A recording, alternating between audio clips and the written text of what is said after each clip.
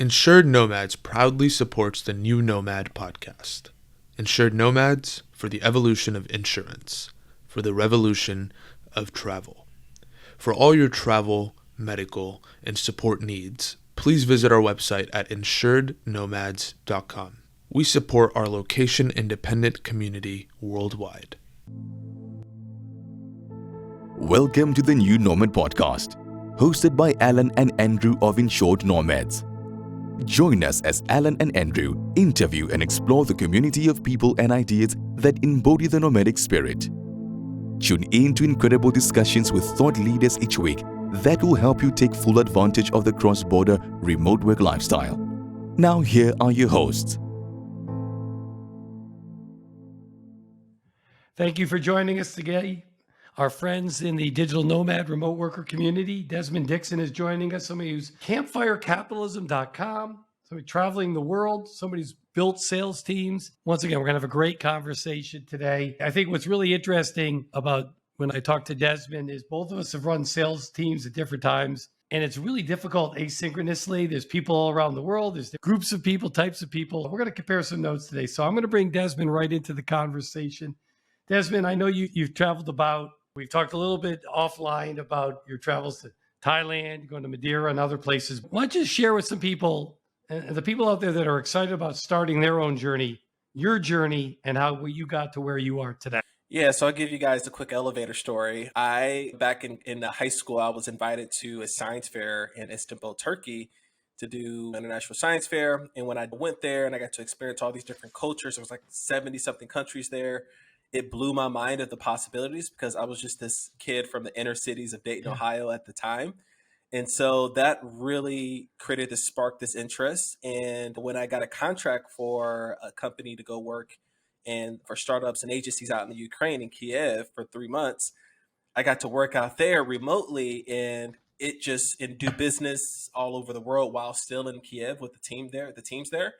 And that really created even more curiosity. So when I got back, at the time I was living in California, I had itchy feet and I wanted to explore more things. And at that moment, I made a decision like, okay, it's time to go travel the world. Yeah, so I put the stuff in storage, sold some things. It was obviously like you had this fear of, oh, but what if? My curiosity was more powerful than my fear. And we started the journey off in Hawaii first. So it's a fun place to start your digital nomad journey. And then went to Colombia. From Colombia, went to Greece. From Greece, went to Montenegro, which was an amazing place. And then Italy, then Bali, now Thailand. And the adventure continues. A bunch of cool places for next year. I love that comment. Curiosity trumps fear in this conversation. And one of the things about your travels, and you mentioned some unique places, and I loved Kiev. Certainly you were there before the war, and I've been there too. And it's just like the people are wonderful. And so when you started this journey and you were curious, how did you pick out your next destination? And how did you feel comfortable right away and build some community? Because that's the question we get all the time. Do you have some tips for our audience? Oh, yeah. I guess another funny story. So I'm traveling with my girlfriend, right? And so you have two different people who have two different, she wants more beaches. I like beaches too, but we always live by a beach living in San Diego. So I'm pretty much wanting to go on the unbeaten path.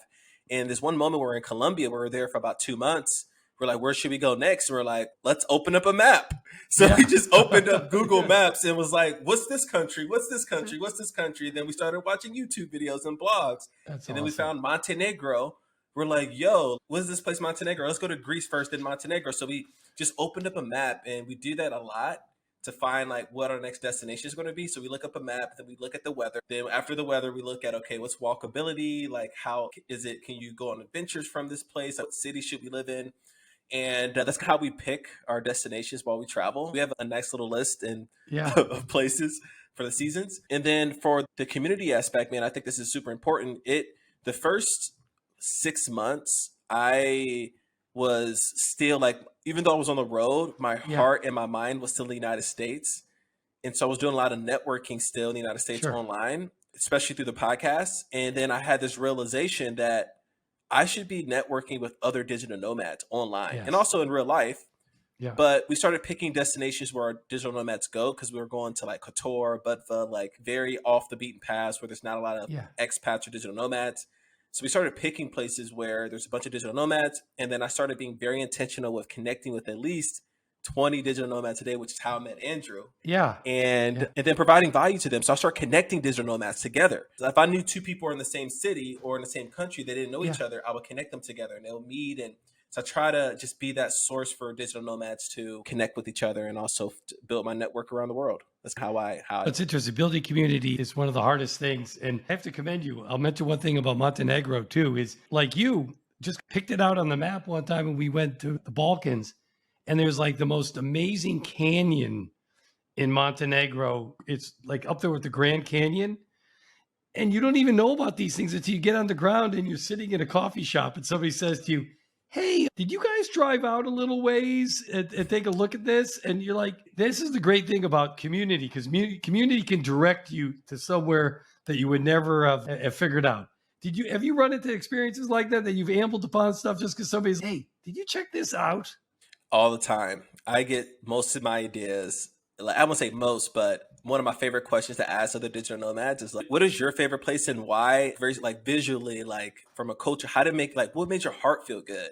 And you just get these amazing responses like Iceland, Mongolia, or a very specific random destination, right? It's pretty incredible. But yeah, I love talking with other digital nomads because they can give you insights on places that aren't on the internet. That's pretty popular, if that makes sense. So I want to zero in a little bit on your sales experiences too. You've run sales organizations, and I love when I was reading your LinkedIn page how you actually started from door-to-door sales to being a sales leader. Share with some folks some of your journey and your tips on that, because everybody, whether you're let's say a salesperson in a traditional sense, everybody is selling in the sense, whether you're selling experiences or your friendship. I think there's a great book by, I think it was Daniel Pink, that Everybody is in Sales. A book I read many years back. I'd love to hear your experiences because, going from, the hardest type of sales in the world, door, to where you are today had to be an incredible journey.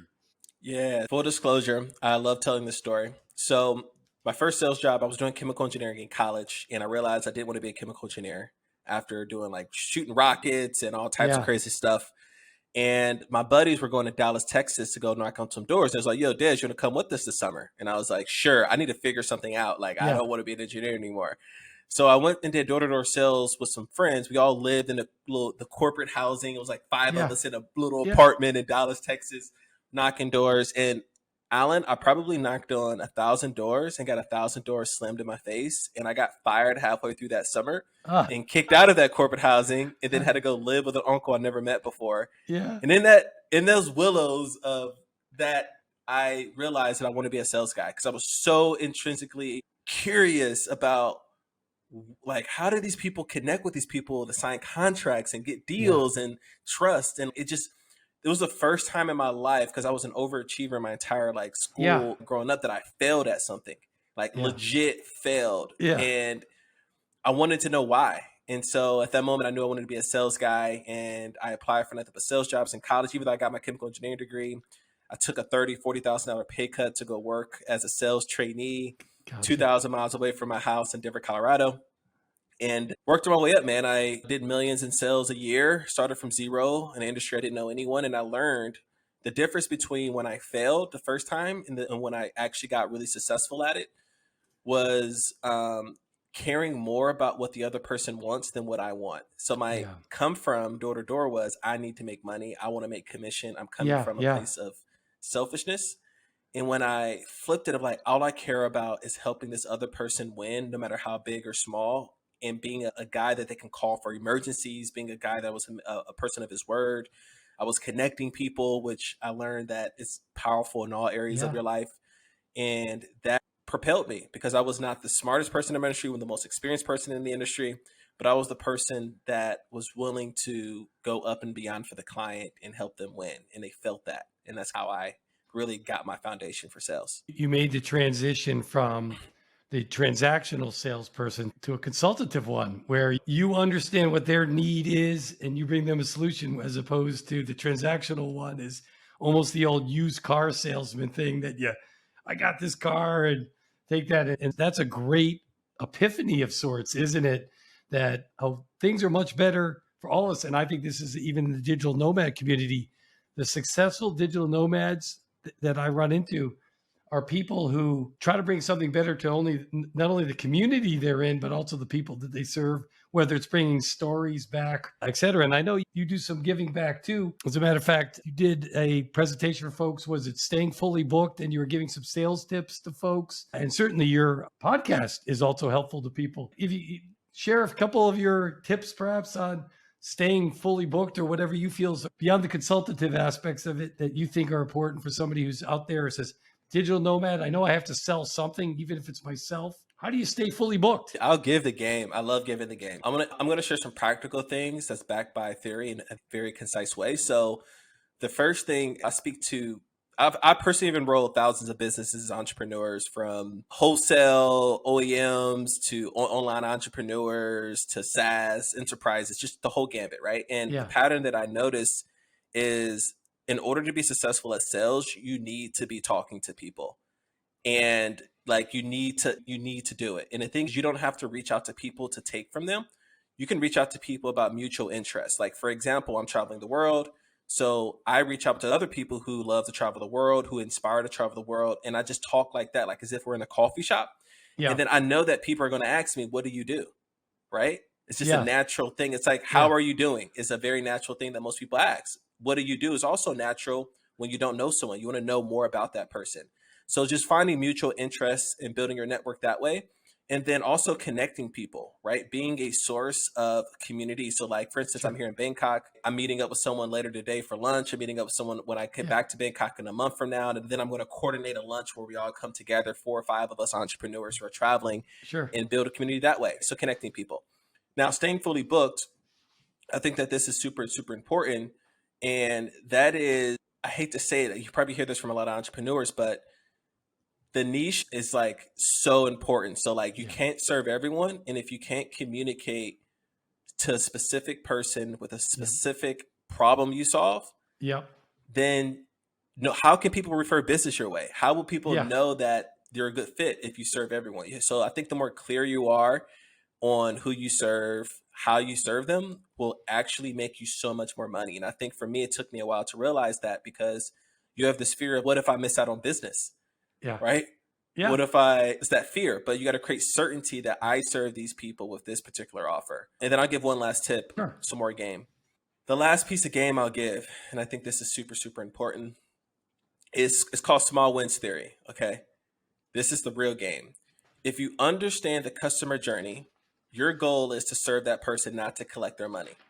If you can get in and become a linchpin into that organization or to that client where you're providing so much freaking value, the likelihood of them leaving is very unlikely. So what does that mean? How can you use that information to your advantage? For instance, I work with 70K, 50 to 150K contracts, 75K max. I'm not going to ask for someone $75,000 up front.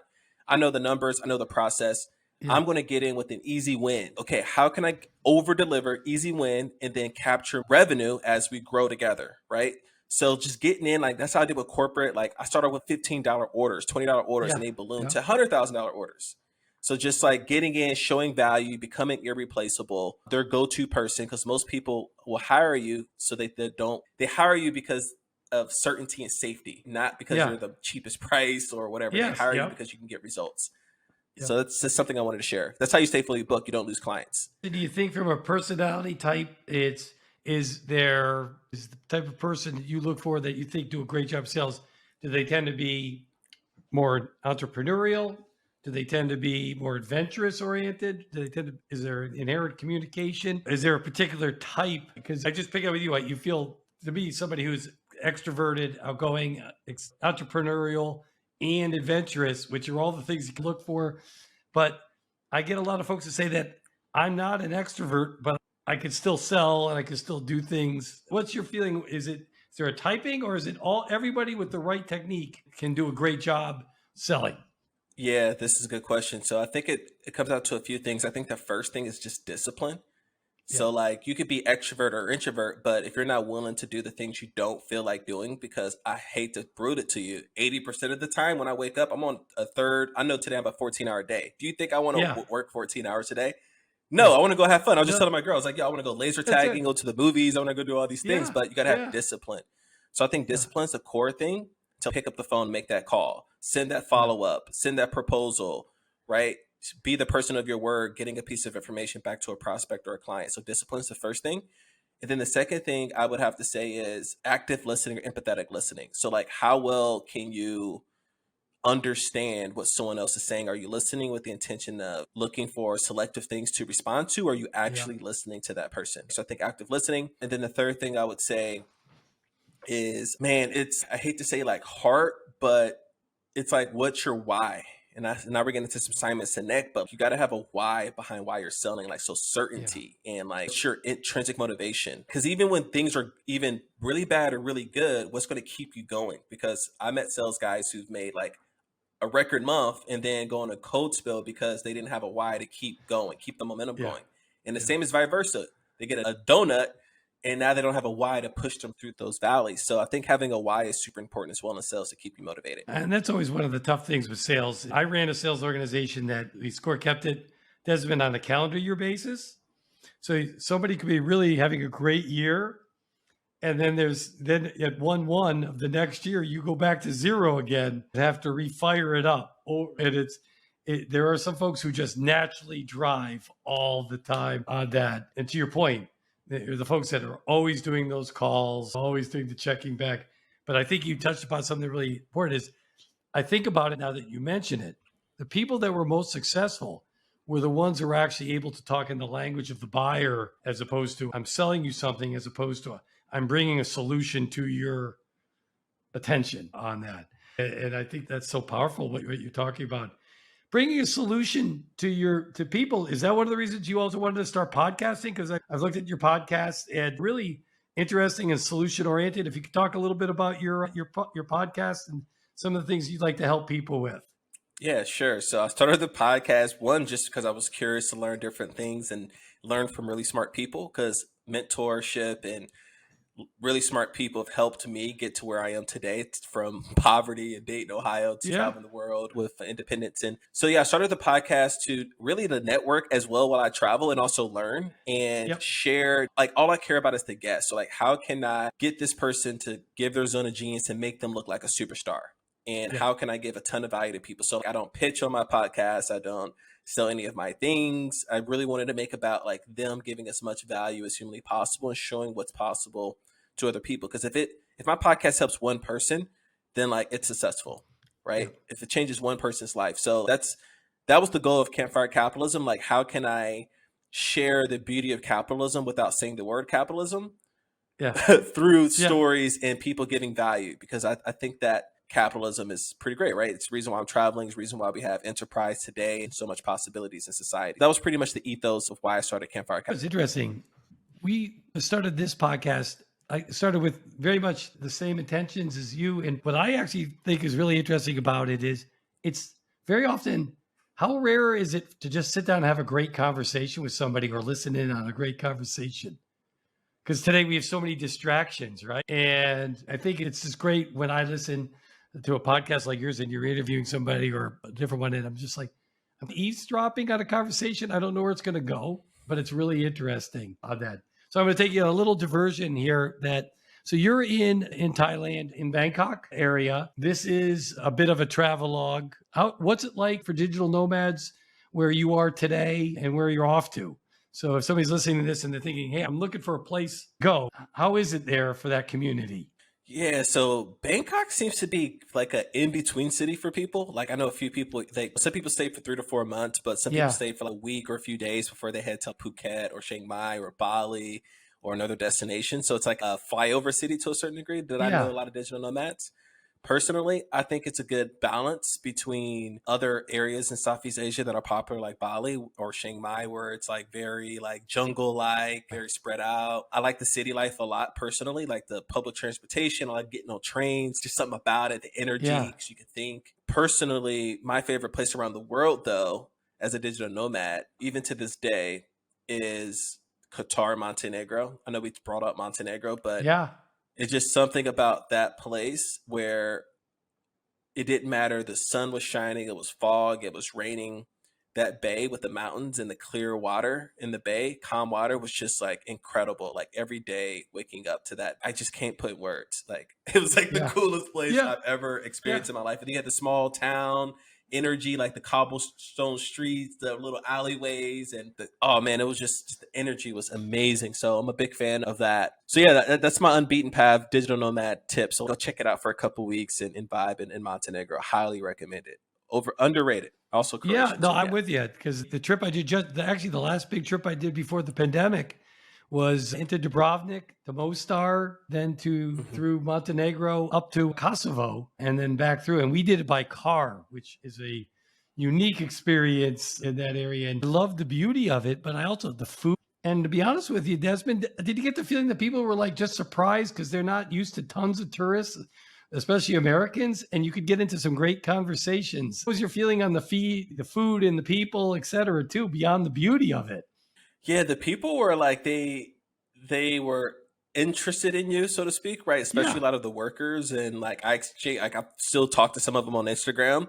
yeah, The food was very interesting, right? Like it yeah, wasn't bad, but it was just yeah. different, right? You go to Places and Italy, stuff. yeah. After you go to Italy, though, like it ruins food for you because I think that place is like food heaven. But it was pretty decent. It's pretty affordable as well. I think Croatia really surprised me a lot with just the people. A lot of people from the UK go to Yeah, Croatia, like Split yeah, and Var and all that kind of stuff. yeah, But Montenegro, just a ton of Russians and Ukrainians and people from East Europe. So yeah. not a lot of English speakers. And it's like this, like you're just in this beautiful place with this crystal clear water, mountains and beach clubs, nice restaurants, and everything's like a fraction of the price. It was insane to me that more digital nomads weren't there. So keep it a secret if you're listening to this. I love it. We're gonna let another secret out. We're gonna ask you the question that we ask all the guests on our podcast. Could you name an overlooked? Well, we've hit a place, but a person, place, experience that you think the digital nomad community, and we'll pretend that Montenegro is not overlooked now because we've shared that earlier.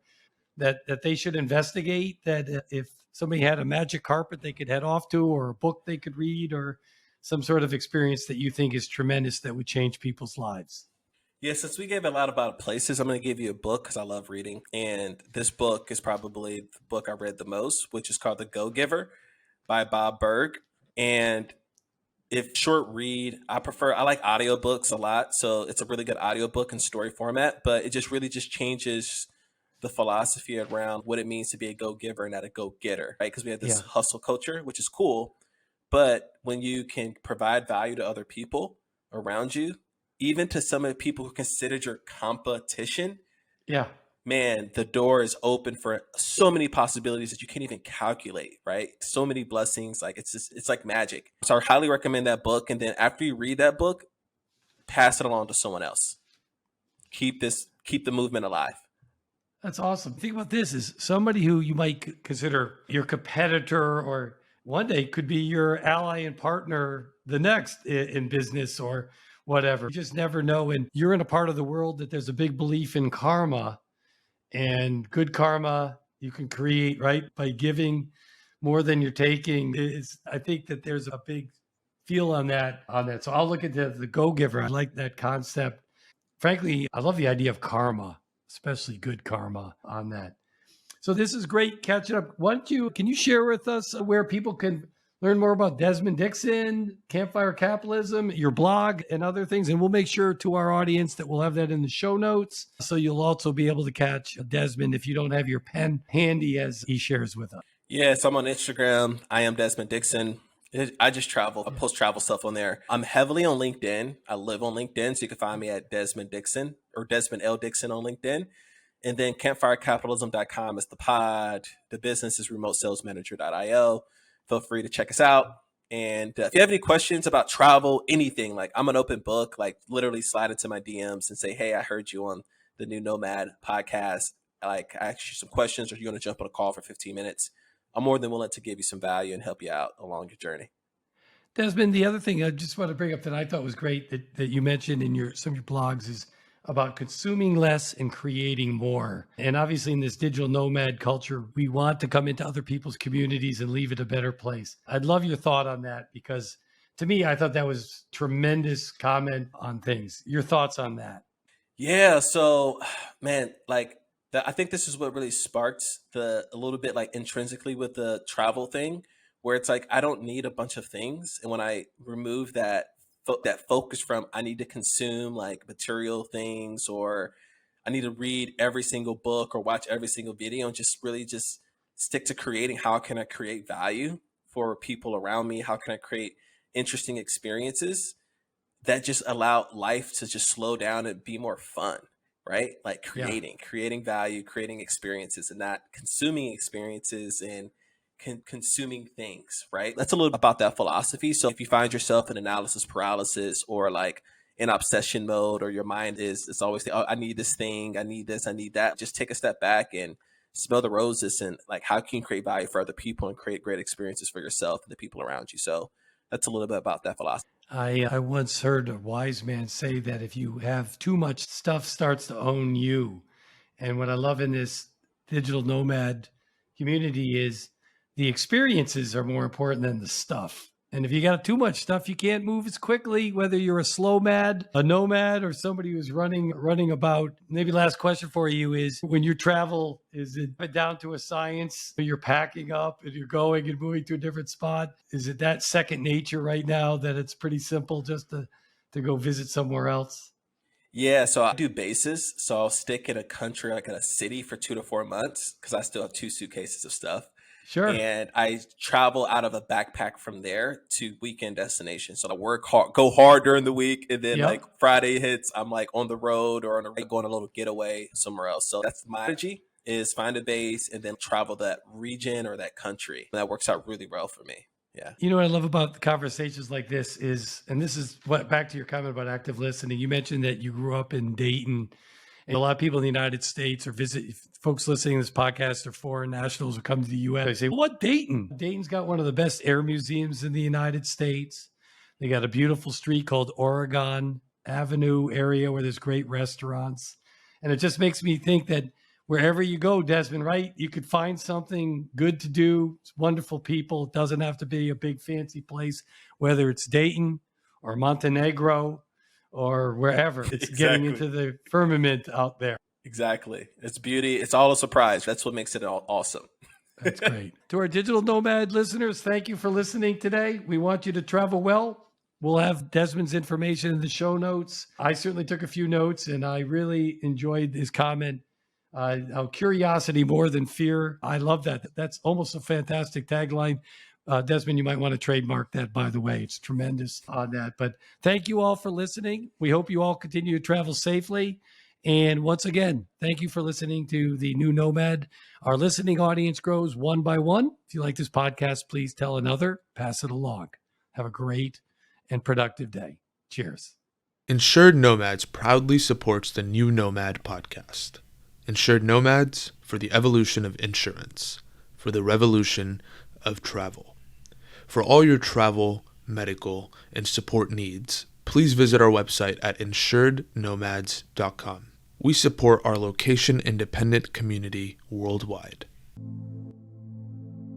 Thanks for tuning in to the new Nomad podcast, where we bring together an incredible community of people and ideas that embody the nomadic spirit.